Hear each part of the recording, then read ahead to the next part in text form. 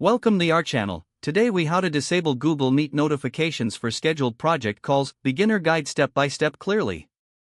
To disable Google Meet notifications for scheduled project calls, start by opening your Google Calendar.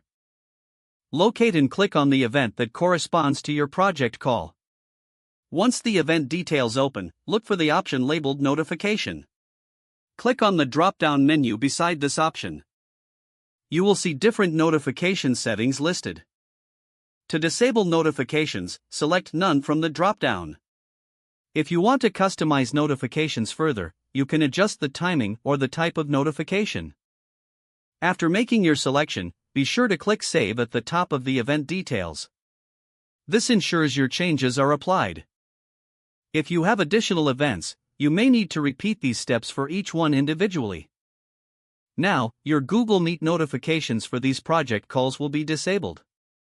For future events, you can follow the same process to manage notifications as needed. This gives you control over your notifications, allowing you to stay focused without distractions. Remember to check your settings periodically, as notification preferences can change over time. With these steps, you can effectively manage your Google Meet notifications for a clearer schedule. If the page does not load, refresh the browser or try again in a private or incognito window. Make sure you are using the correct email address, then retype it carefully to avoid small typos.